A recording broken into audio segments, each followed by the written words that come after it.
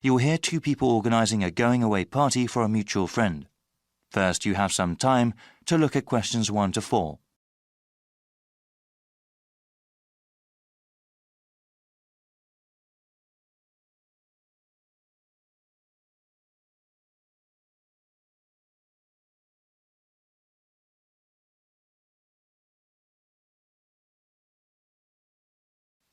Now we shall begin.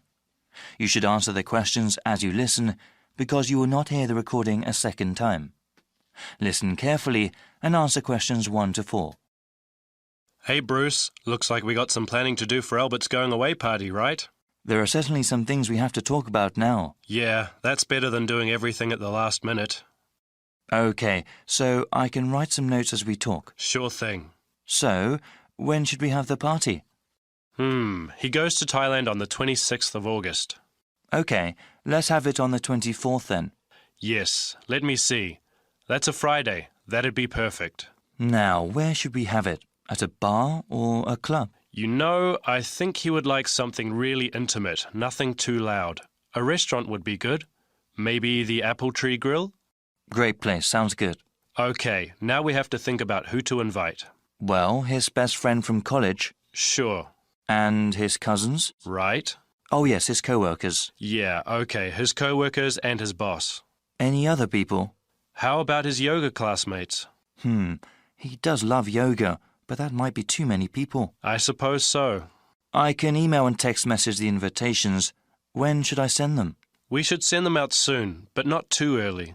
How about the 16th of August then? Well, why not give it a few more days? The 13th? All right, I think that's a good time too. Before you hear the rest of the conversation, you have some time to look at questions 5 to 10.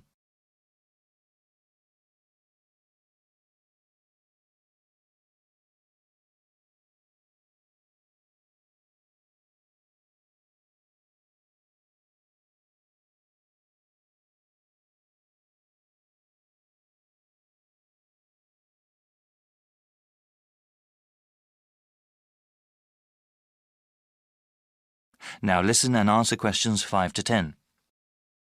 Okay now, we have to think of a gift. Should we all get one? No, I was thinking we could all give money for the party and the gift. You know, something really nice. Yeah, that'd be better than getting him little things individually. I can ask for the money. Thanks for doing that. How much should we ask for? I think we should ask for maybe $15 each. Is that too much? No, not at all. He's going away for 2 years. That would give us about $150. That's a good amount. Yeah, well, I'm thinking we could get him something practical. Yes, especially since he's going abroad. Something he could use, something that's also portable.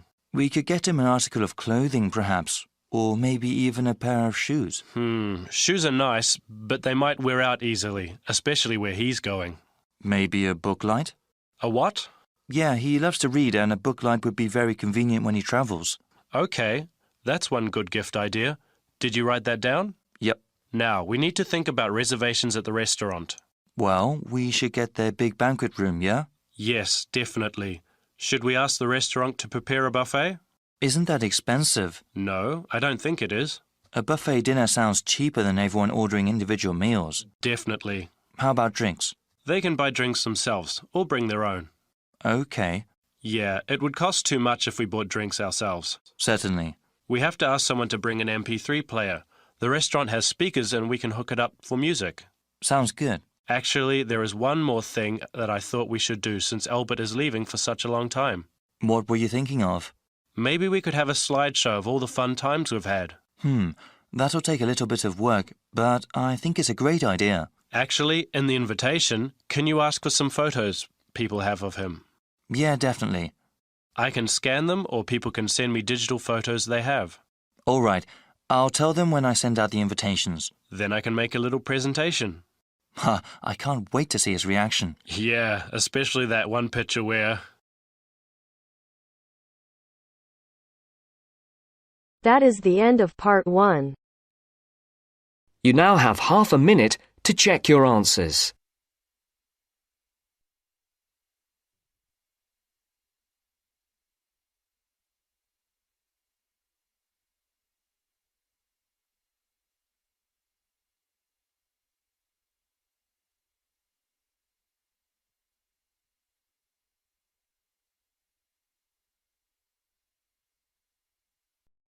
Now turns to Part 2.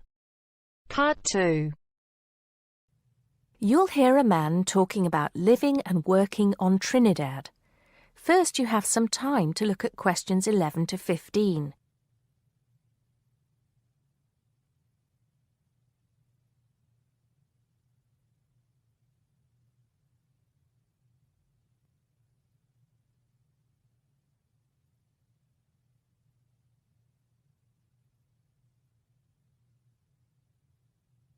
Now listen carefully and answer questions 11 to 15. Hi, I'm Steve Pinfold, and I'm here today to tell you about my gap year, which I took about 20 years ago. Unlike many students these days who go travelling or get some work experience between school and university, I decided to do something completely different after finishing my degree. I applied to work for a charity organisation. What it does is it sends people with particular skills to countries where those skills are needed. Apart from having some experience teaching English to summer school students, I didn't have any particularly useful skills, I thought, but luckily I was still accepted. I had to find the money for the flight, but you get free accommodation. I stayed with a family of 5. And you do get paid, but not much. It's a bit like pocket money, enough to get by. I worked in an orphanage and taught English at a local school. Where was I? Well, originally I was going to be sent to a village in India, but at the last minute the organisation decided to send me to Trinidad. Now, this is a fascinating place. It's an island in the Caribbean. Well, in fact, the country is actually 2 islands.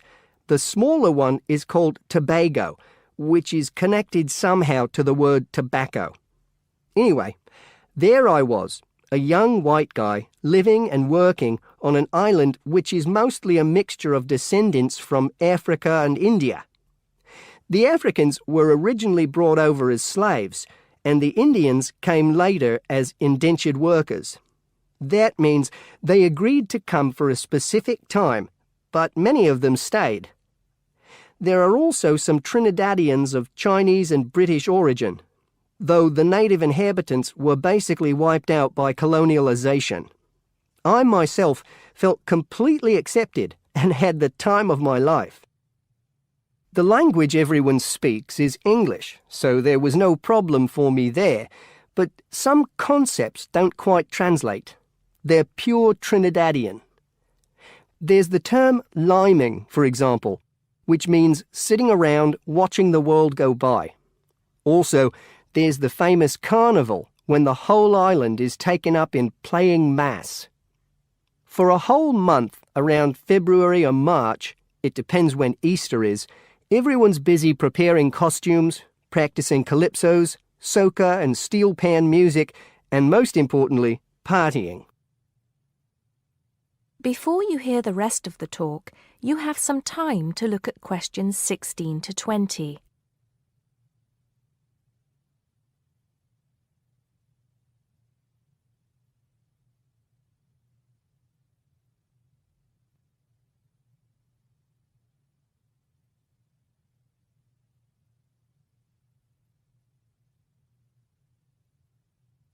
Now listen and answer questions 16 to 20.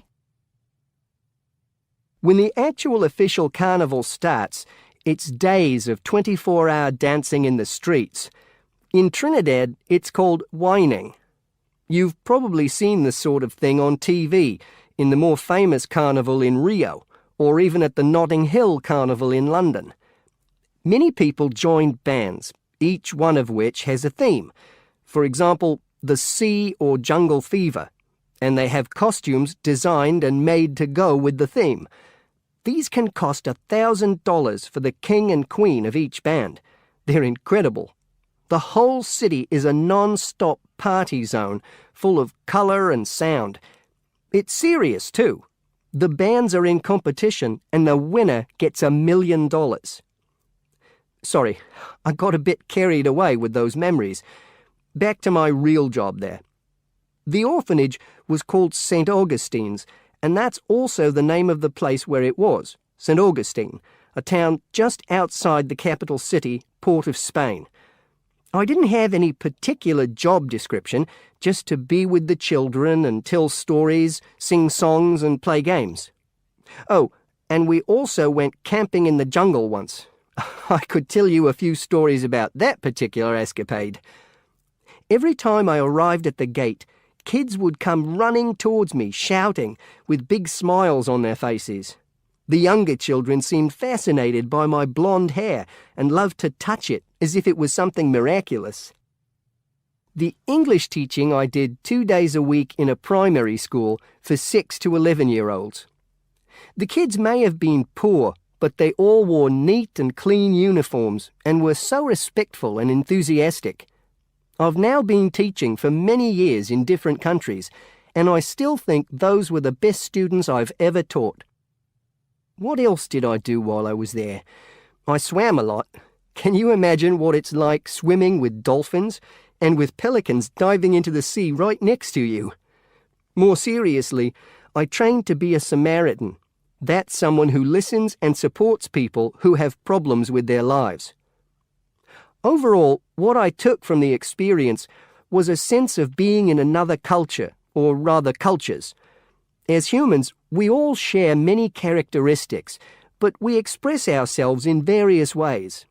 In Trinidad, there are lots of different communities and religions, and so many different kinds of festival to see. Hindu, Muslim, Christian, as well as some rather mysterious African traditions. There are quite a few Rastafarians too. Trinidad is, as Americans are fond of saying of their own country, a melting pot where everybody is greeted warmly. Go and see for yourself. I'm not sure how it's changed since I was there, but I'd love to find out.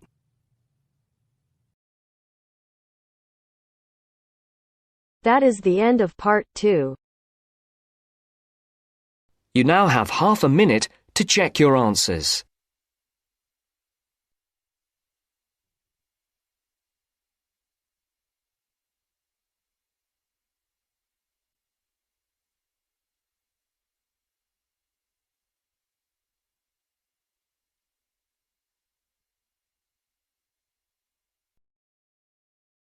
Part 3. You're going to hear an explanation of how a school chancellor will be chosen. The chairman is explaining the process to 2 students, Sarah and Arnold. First, you have some time to look at questions 21 to 25.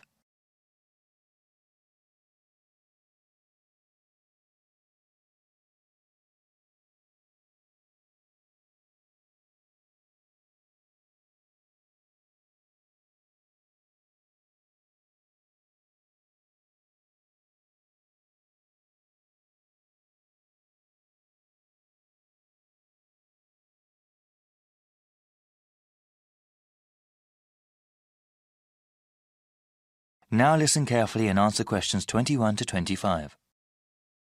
Good evening, everyone. I hope you've both taken a look at the documents given to you.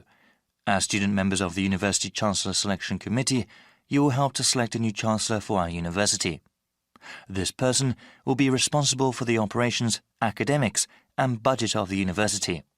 Today, I want us to talk about getting feedback from other students and about the selection process.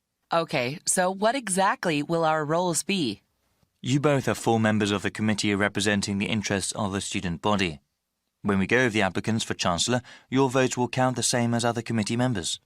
The same as other faculty and administrators? Okay. Indeed. It is important to have student input in the selection process.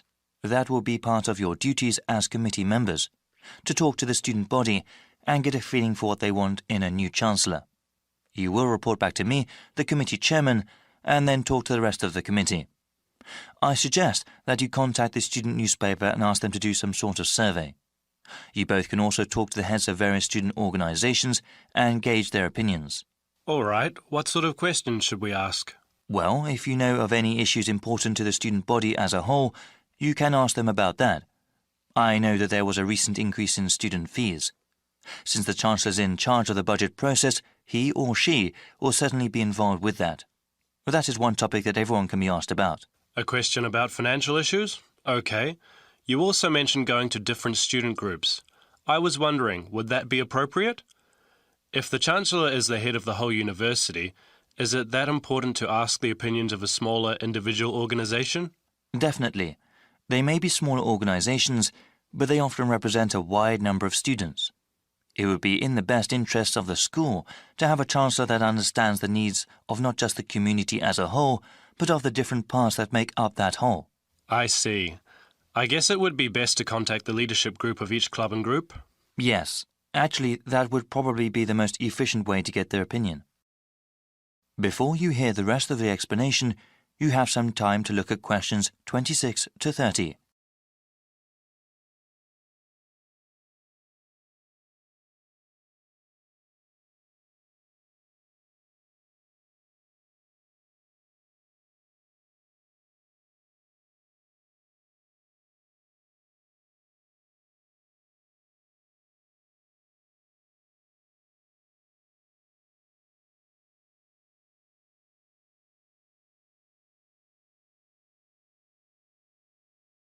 Now listen and answer questions 26 to 30. After you get a feel for what the student body thinks, I would like you to create a report for me. As chairman, I am responsible for making sure the different views of the students, faculty and the administration are heard. So what happens after we submit our report to the rest of the committee? We'll start with the rest of the selection procedures. We have an open process, meaning anyone who wants to can apply to be Chancellor. That way, we will have the widest available pool to choose from. Of course, the first step will be to narrow down the field of applicants. Looking at their background and work experience, we will end up with 15 candidates.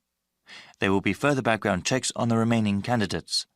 These checks include talking to the references a candidate has listed, as well as asking about them at any previous institution they may have worked at.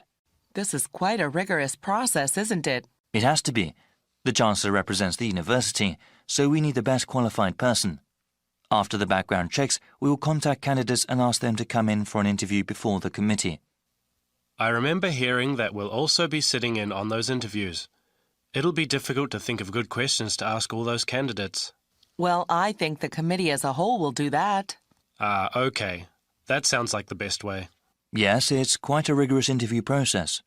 Each candidate will have to come in a second time. The final 5 candidates will then be asked to come in a third time and actually interact with some of the community members here. After the committee chooses the finalist, that one name will be sent to the Board of Trustees to be approved. They will also go over the candidate's material before having an up or down vote on him or her.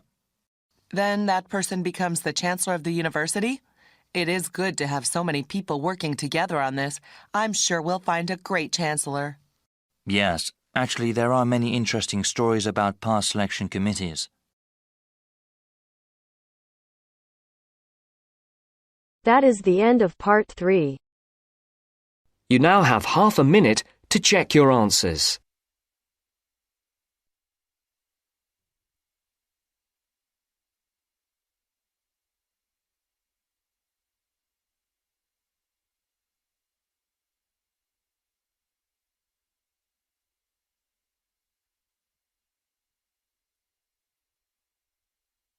Now turns to part 4. Part 4. You will hear a woman giving a talk at a popular science convention. She is describing research into artificial gills designed to enable humans to breathe underwater. Now you have some time to look at questions 31 to 40.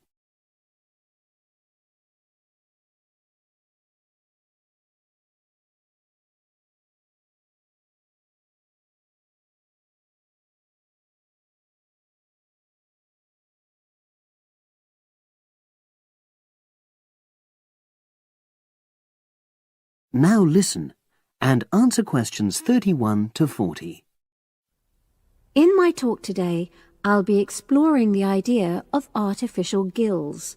I'll start by introducing the concept, giving some background and so forth, and then I'll go on to explain the technological applications, including a short, very simple experiment I conducted. Starting with the background. As everyone knows, all living creatures need oxygen to live. Mammals take in oxygen from the atmosphere by using their lungs, and fishes take oxygen from water by means of their gills, which of course in most fishes are located either side of their head. But human beings have always dreamt of being able to swim underwater like the fishes, breathing without the help of oxygen tanks. I don't know whether any of you have done any scuba diving, but it's a real pain having to use all that equipment. You need special training, and it's generally agreed that tanks are too heavy and big to enable most people to move and work comfortably underwater. So scientists are trying a different tack. Rather than humans carrying an oxygen supply as they go underwater, wouldn't it be possible to extract oxygen in situ, that is, directly from the water while swimming? In the 1960s, the famous underwater explorer Jacques Cousteau, for example, predicted that one day surgery could be used to equip humans with gills. He believed our lungs could be bypassed and we would learn to live underwater just as naturally as we live on land.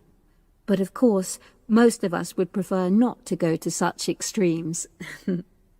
I've been looking at some fairly simple technologies developed to extract oxygen from water, ways to produce a simple, practical artificial gill enabling humans to live and breathe in water without harm. Now, how scientists and inventors went about this was to look at the way different animals handled this. Fairly obviously, they looked at the way fishes breathe, but also how they move down and float up to the surface using inflatable sacs called swim bladders. Scientists also looked at animals without gills, which use bubbles of air underwater, notably beetles. These insects contrive to stay underwater for long periods by breathing from this bubble, which they hold under their wing cases.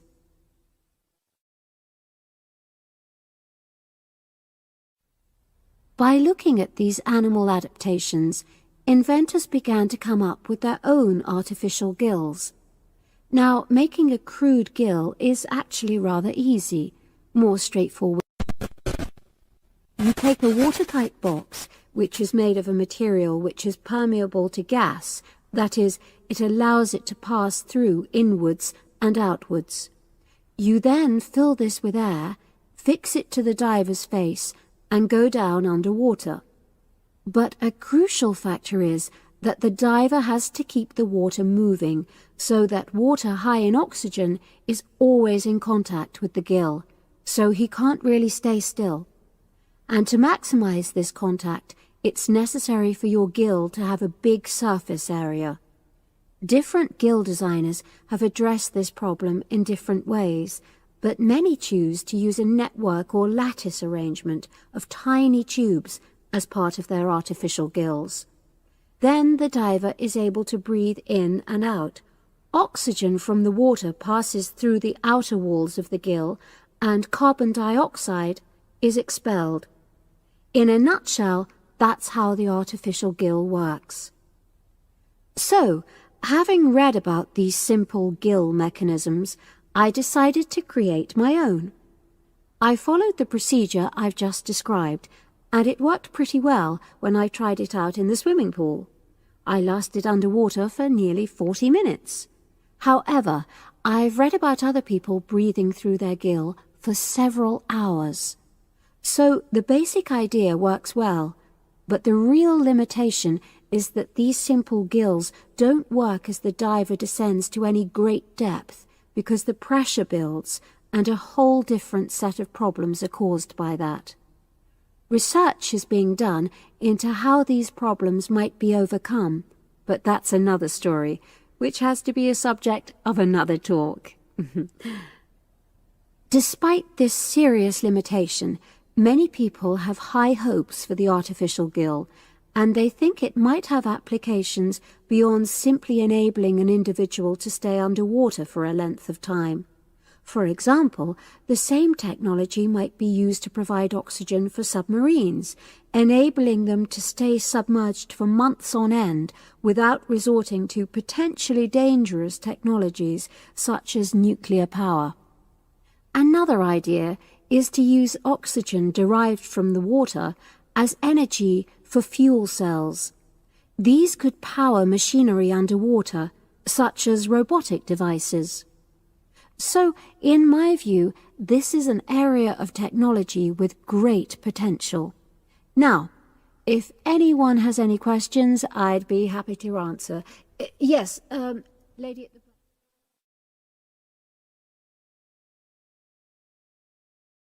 That is the end of part 4.